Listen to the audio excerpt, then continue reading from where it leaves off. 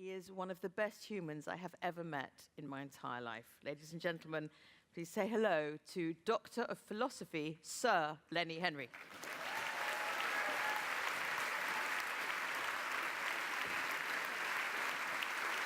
Hello.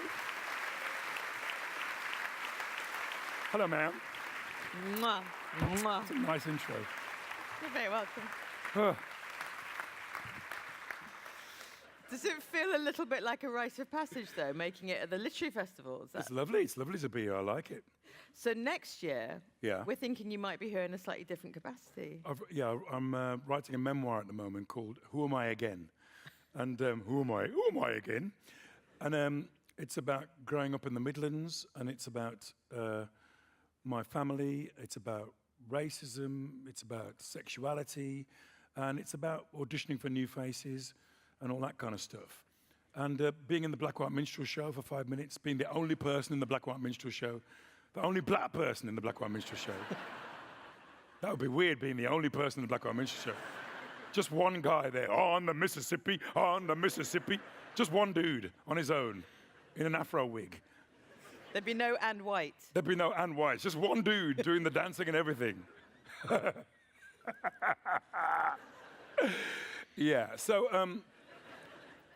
So I talk about all of that, and it's a love letter to my family and to the people that came up with me as I was going into show business. Are you enjoying writing it? Yeah, I am. It's really tough. The whole writing thing, well, you guys know this, it's quite emotional. It connects you to places where you didn't think, you thought you put those things to bed, and then suddenly the minute you start a memoir, these cracks start to appear and all this vomit, you vomit it all out. And then you look at it and it is what it is, you know.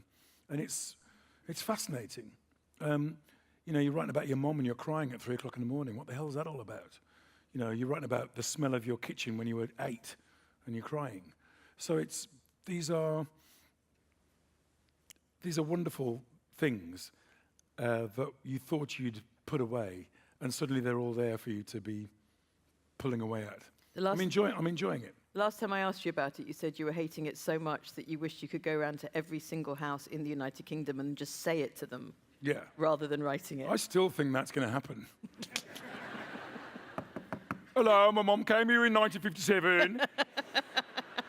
And, you know, but the key thing, I think, is finding a voice, isn't it?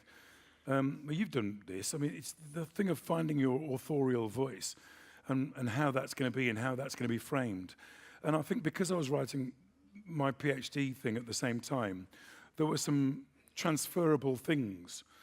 The idea of going off at a tangent and just writing 2,000 words about something that you're interested in, or someone that you have a secret man crush on, or somebody that was horrible to you, suddenly to be able to write 2,500 words seemed like a really cool thing to be able to do. So I think I was finding methodologies as I was writing, and I guess that's the big lesson, is you don't find these things out until you actually embark on the journey. Yeah. Let us embark on our journey, which starts in 1957, when your mum arrived here. Uh-huh. Thanks for that tip. I thought it was 58, actually. She didn't come over on Windrush. No, that was 10 years earlier. She was a bit pissed off about that. No, she was really pissed off because there was no camera crew when she got there.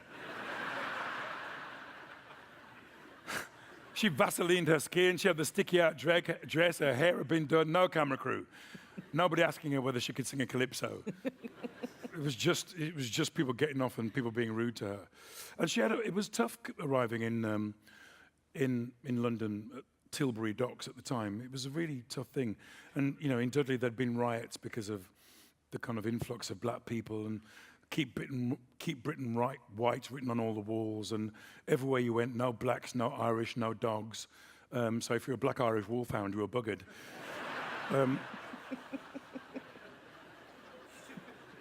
She was shocked that people didn't know, because she came from Jamaica and we were part of the Commonwealth, she was shocked that people didn't know about Jamaican people. She was literally shocked by people. She was followed down the street one day by some guys who were asking her where her tail was. So it was like that. She had to deal with that every day. My brother Seymour, when he arrived in '63, said he had to learn forbearance because he could have had a fight every day. People were just saying horrible things and racist things every single day. Teddy boys, whatever they were, millennials going, but there were teddy boys saying horrible things all the time, and it was just a thing to get through, to endure. But she did get through it. We did get through it. And it was an extraordinary upbringing. There was one particular moment where my mum said, we all have to integrate. You have to integrate with the Dudley people, them, otherwise you won't fit in. So you have to learn to integrate. So we did integrate. How did you do that? Just made lots of friends in Dudley. And I did tell this story on the birthday show the other day, but my friends and I made white friends. That's the thing you got to do if you want to integrate. Well, there weren't that many black people there at the time, were there? I mean, you only three black kids in your school. I was one of three black kids in my school, and all my mates were from the park. We lived opposite Buffrey Park, and there was a guy called Greg who had a dog called Butch, and I was walking down the park and I saw Butch licking his privates, and I said to Greg, "Ooh, I like your dog. That looks good. I'm really." He said, "Well, if you like, he'll let you," and we made friends, and from that moment, I had a white friend. I never had a white friend before because I knew lots of Jamaicans. I had loads of Jamaican people that I knew, but I just didn't know any white people. So Greg was the first, then Mac was the second, and Tom was the third. And there was this really weird thing of being Jamaican and Dudley. Jamaican person and Dudley person. So in the house, "Mama, I want some rice and peas and chicken." And then poof, poof, poof. "Lenny, you coming out to play? Yeah, I'll be out in a minute." "Mama, the boy, them come for me. Me, I go outside, me, I go play in the park. All right, you want to take some hard bread? I'm going to get some hard bread and some cheese. I'll be out in a minute. Don't worry about it." So Dudley Jamaican. And then after a period of time, I think I became more Dudley than I was Jamaican because I was spending all my time with these friends of mine who were brilliant and still are brilliant. And the next thing you knew is that you're touring on stage with the Black and White Minstrels. Well, it didn't quite go like that, but it was, it kind of happened. It was a weird thing because I won New Faces twice. And the guy who used to produce it was unfortunately named Les Cox. And I know. And he recommended that I go and meet Robert Luff, who was this entrepreneur, legendary entrepreneur, who had been, he put on shows during the war, and he was in a jazz band, and then he bought the rights to the George Mitchell singers, and then he had the bright idea of appropriating the Black and White Minstrels as a franchise. And Can you just explain what it is? I know my kids in the audience will never have heard of it. Black and White Minstrels show was a show that was based on minstrelsy in the late 19th, early 20th century, where people in America, in the South, used to black up and sing minstrel songs, usually written by a guy called Stephen Foster. But the Black and White Minstrels was a way of singing all the old songs from the Great American Songbook and beyond. And these guys would wear blackface. They were white guys. White guys in blackface with white around their eyes and white around their lips.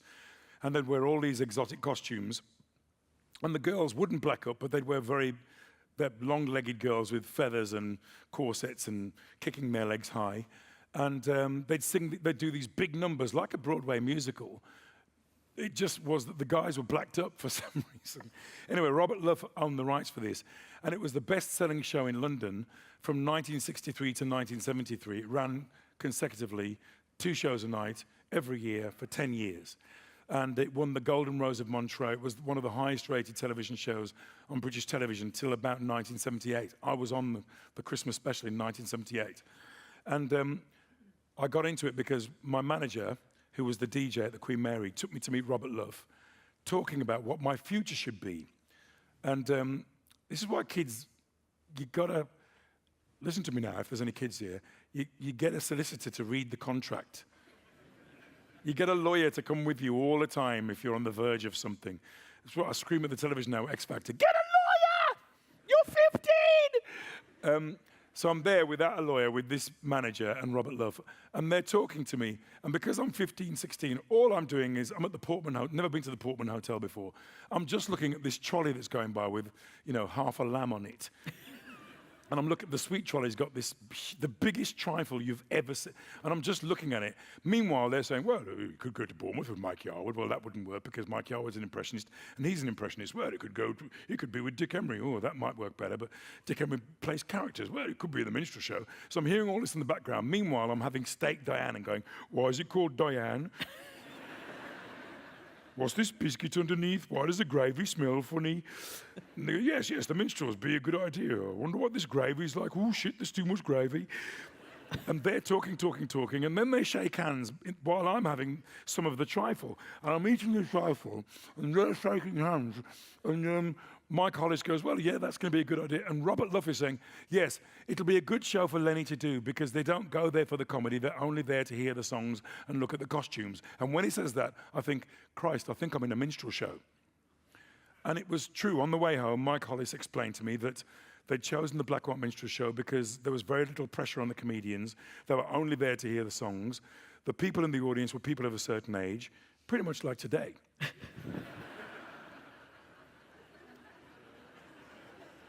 And they weren't there to see the comedy.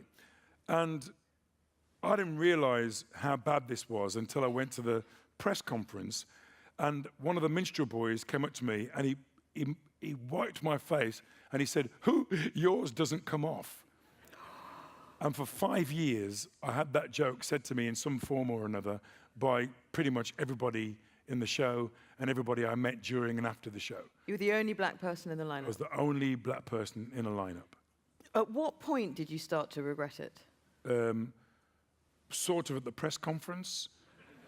And then I did a club tour at the end of '75. And then there was a sort of creeping duvet of depression that followed me around for the next, till 1979 really. And then I was brave enough to go to Mr. Love in '79 and say, I don't want to do the show anymore. I think it's racist and it's not for me. You can understand why they were so keen to have you, because having a 16-year-old black guy doing the comedy... Who just won New Faces. It sort of gave license. I would imagine in a time when the idea that the Black and White Minstrel show wasn't okay, they could go, we've got a black guy here, he's fine with it. They'd had a lot of stick from the Race Relations Board, and I think I was a political football in that they could say, well, Lenny's doing the show. I want to fast forward to you left Cannon and Ball, you went to the BBC, you did Tiswas, you began doing Three of a Kind, you began creating your own production company, the Lenny Henry show began, but you became a real household name. At that time, how was the notion of inclusivity? How much diversity was there at the BBC? Wasn't any. Right. It was the security guys, and it was the women in the canteen. Right, and you? And me. Okay. So I go, hey, Lenny, in you go. Who is this? What do you mean, Director General? Show me your information. I want to see everything. Give me your passport. Oh, okay, in you go. What do you mean, Terry Wogan? Give me your passport. Ah, there you go, in you go. And then the women in the canteen would give me extra helpings. You look skinny, Lenny. Come on, eat this. Have some more potato. Ronnie Barker, give him your food. You are fat enough. You never saw a black producer, script editor, writer, editor, makeup person, lighting person, scene shifter. You never saw anybody black or brown. You saw very few women. It was a very male-centric, it was the patriarchy at work. Pale, male, and stale. And it was like that for 35 years. And how angry did it make you then? Well, I didn't know to be angry. It was just the way it was, people are very, you're very kind of, this is the world I'm in, and I remember I'd just been in the Black and White Minstrels, so to me it was like, hooray, there's some black people on the door. It was like cool. But then eventually you realize this is another meeting where I'm the only black person. And it's kind of weird because if you're constantly the only black or brown person in a meeting, that means that whenever you're speaking about something that is culturally significant to you, you're always in an act of interpretation with the person that's listening to you. So you're always having to interpret your life, the culturally significant things that have happened to you growing up, the way you are, the way your family are, the way your people are. You're always having to do that when you're talking about your community, your family, your life. And so that's a kind of a burden that you compartmentalize and internalize, because it's nothing to do with anybody else, it's just the way things are. But eventually, when you're in a meeting with a person that looks like you, that's all taken as a given. And you could just get on with talking about the quality of the product and whether they like it or not. And that's a massive step forward. So you would have thought they would have thought it was common sense to have some black and brown people and some more women around, because you want diversity of thought. You want diversity of experience around the table. Otherwise, you're just hearing one opinion all the time. So I was in a place where the patriarchal, dominant culture opinion was the status quo for 35 years non-stop. It was, sometimes when you film comic relief stuff, you don't quite, you get sent into places and you're the celebrity there who's making the documentary. And you don't know what you have some things you've got to say to camera. And, but then they have this thing called actuality where you're in and around talking to people. And I walked into that room not knowing what to expect. And there was this woman who was, as you saw, sort of just like very floppy. And then halfway through doing the piece to camera, this little baby walked in, about this big in a nappy, and he was poking his mum like this because he was hungry and he wanted something to eat. And she was just, because she had HIV, and they couldn't get antivirals, so she was really under the weather, couldn't move, couldn't talk, and we had to help her do that stuff that morning with the health worker, which is why I was sweeping with a very implausibly tiny broom. And it just struck me that one of the brilliant things about the British public is that there's this trust now with comic relief, and I know we've had this thing with a lot of the NGOs recently, but strangely with comic relief, they just understand this trade. We do this, and you give your money, and we'll try and explain where the money goes and show you the people it's going to. And it's not a leg up, it's not a handout, it's a leg up, all those things. And a few years later, like maybe 8 years later, we're doing the comic relief Red Nose Day thing at the BBC, and they show a clip, and I'm looking at the clip, and there's this very healthy black woman with this 9-year-old boy looking very robust. And I think Kevin Cahill said, "You know who that is, don't you?" And I said, "No." He said, "That's that woman who was floppy on the bed 8 years ago. We all thought was going to die the minute you left the hut." And that's a living testament to what the British public have done with comic relief.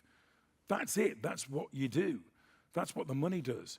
Literally, in a lot of cases, bring people back to life. So if it's worth anything, if you've ever done anything for comic relief, thank you, because that's what it does.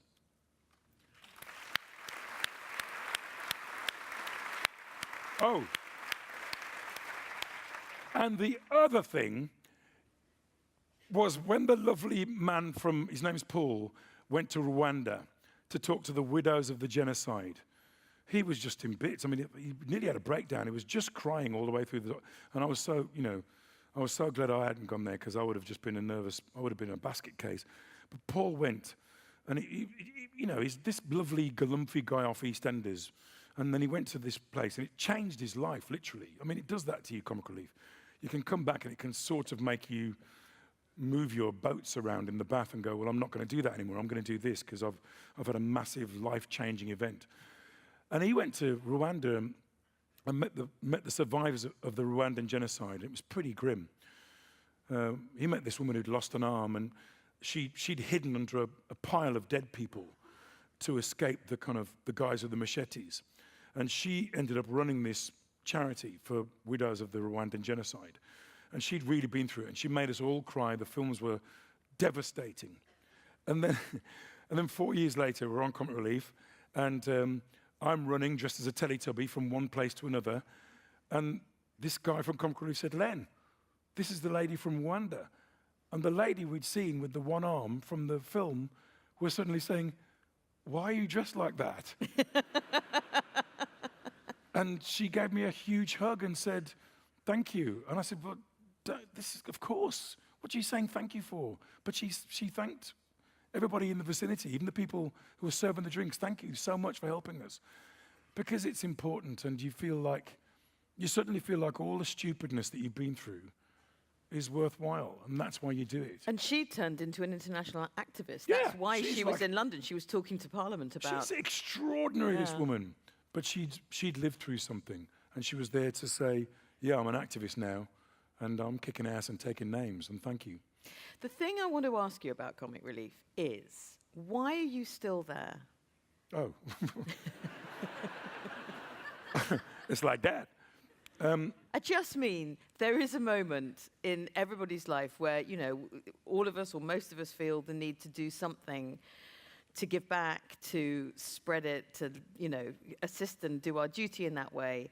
And then most people go, I have really done that now. And it's been 31 years, Lenny, and you are as involved in Comic Relief as you were 31 years ago. You're still at the board meetings, you're still on the case. Well, hang on a second. I'm not at the board meetings now because I've been elevated to life president. Oh, well done. So I don't have to go to the board meetings anymore. Hands up anybody who's ever been to a board meeting.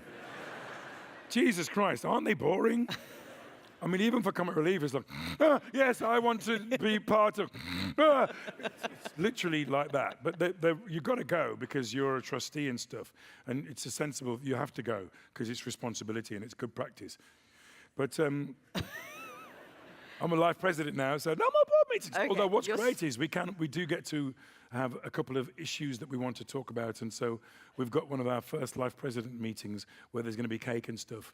And we could talk about the things we're going to do in the future. All right. The point is, Your point, and you do have one. You're still there. Yes. And you really could have parked it and gone, thank you for giving me a knighthood. I'm out, and now I want to eat more cake and have less phone calls from Comic Relief saying, will you dress up as another Teletubby? Why are you still there? I think that in the handy-dandy book of fundraising, You're back. and it's like, when poverty is finished is here, we're sort of about here. And we need to keep going, otherwise it's going to... And there are brilliant things coming out of Africa now. There are millionaires, there are gains in technology, there are gains in medicine. People are finding a way to stand on their own 2 feet and make a way for themselves. There are still some areas that are terrible, living on the edges of existence. And while people are enduring terrible poverty and terrible hardship, Comic Relief has a responsibility to keep making an effort to not just raise money, but to look into the causes of this and to try and alleviate some of it.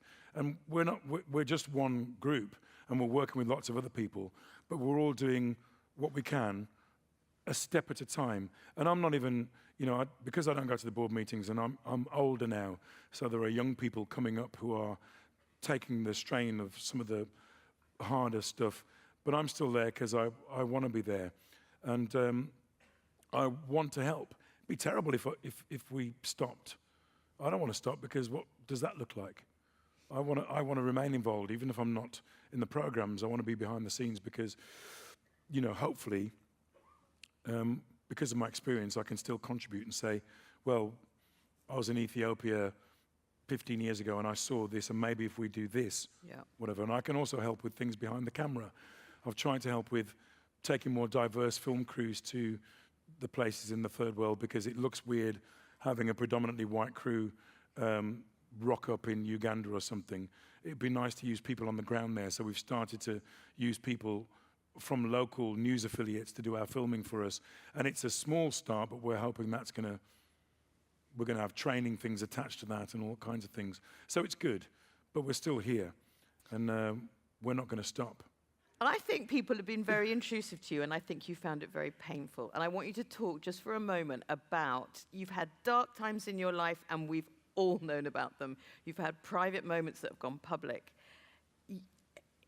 How is that side of your life? I think it's,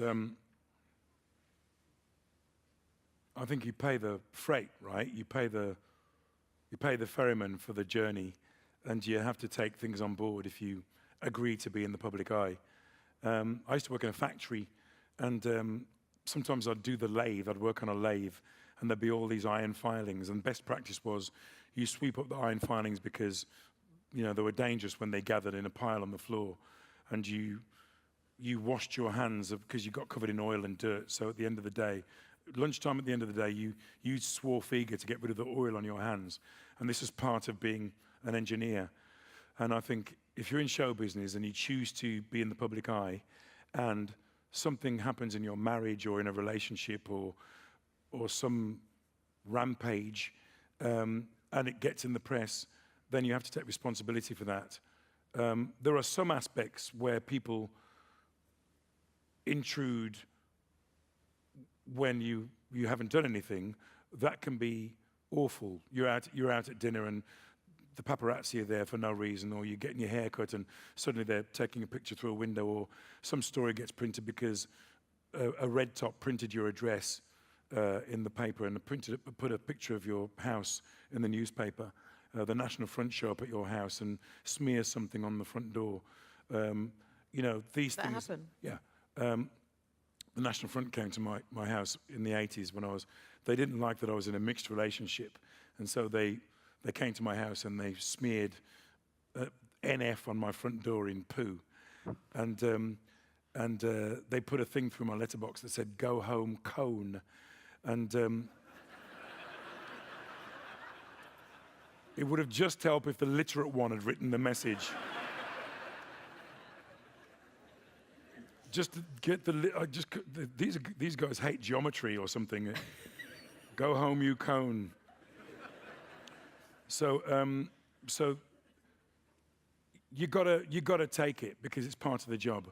As is, people come going, "I love you, Lenny Henry, Katanga, my friends, do Trevor McDonald, okay." It's all part of being who you are, and you have to take the rough with the smooth. So when things weren't going so well, you take that, and you kind of friends making jokes about you on some TV program, you take that too, because often when you go through a shitty time and you're a comic, you often become the butt of a joke rather than the person that makes the jokes, and you kind of have to take it. You know, it's like being do you know what a roast is? It's like when your colleagues take the piss out of you. You kind of have to sit there and go, "All right then," you know. But it's hard to get through that, and you sort of wish that it was over. To end with, it's such a big life you've had. It's covered so many areas. If it had to be summed up, and there had to be a legacy of some sort, what would it be?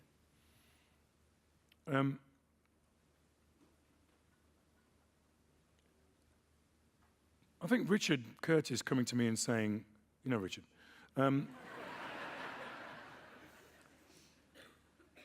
lad, he said, "Come help me write some letters." What do you mean? "Come help me write some letters. There's some people who don't want to do comic relief, you know, Red Nose Day." We'd already done one show, and I was in it. And we all said, "This is something fantastic. We should do this again, and it should be on the telly," and all that kind of stuff. So we'd had that thing. And then Richard was writing to people like Frank Muir and Dennis Norden, "Would you be the hosts on the night?" No, we're not going to do that. And so we had quite a lot of knockbacks. And then me and Richard sat down, and Richard would write the charming letter, and then I would co-sign the letter, because I knew lots of people, and I had my show, the Lenny Henry show, was BAFTA nominated and whatever. And we thought, "Oh, well, maybe they'll, if it comes from me, they'll say yes." And in a lovely way, lots of people said yes. Lots of people still said no, but quite a lot of people, all the comic strip people and lots of people we knew, like Victoria and all those people, said, "Yes, we'll do this." And then I went to Ethiopia.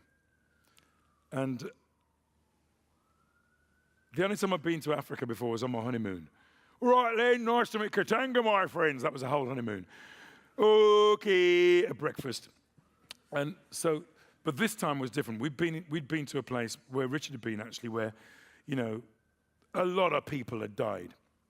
And this guy, this very old great-grandfather, had his son and the son's children had died, and the great-grandfather was looking after the great-grandchildren now.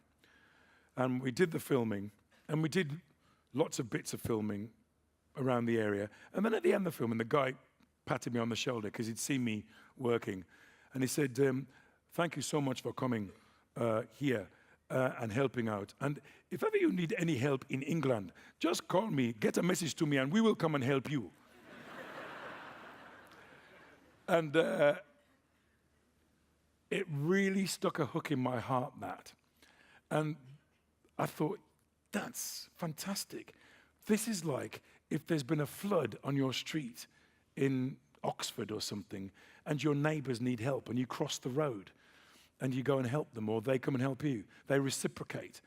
And it was this idea of this global reciprocation. And Richard wrote this great thing about that, about if these people lived over the road, you'd go across and you'd help, and you'd give them 5 quid, you'd give them 10 quid. Think about it like that. And it really resonated with lots of people. And I think that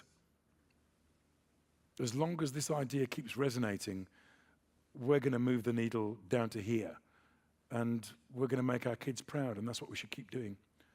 And you know, what's great about it is that people keep giving up their time and working for, everybody gives their time from the industry for nothing, and I love that. And Posh Spice went to Uganda. Do you remember this? Victoria Beckham went to Uganda, and it was fantastic, and she was followed around the village by these little skinny Ugandan kids, all of whom were saying things like, "You must eat something."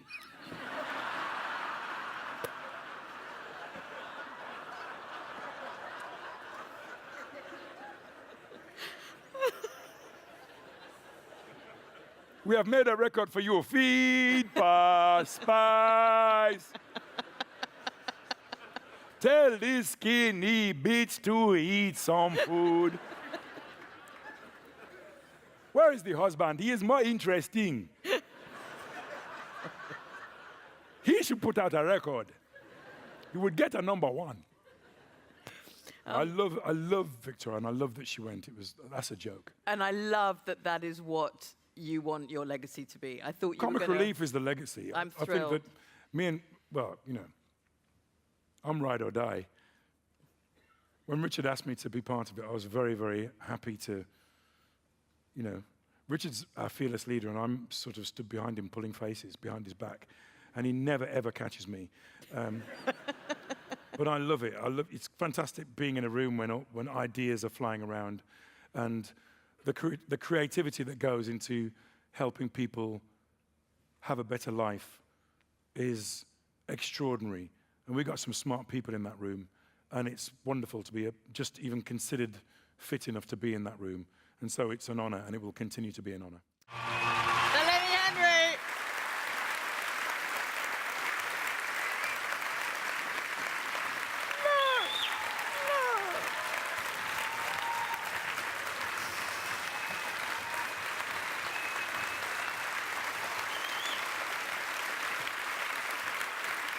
Thank you very much. Shall I go off?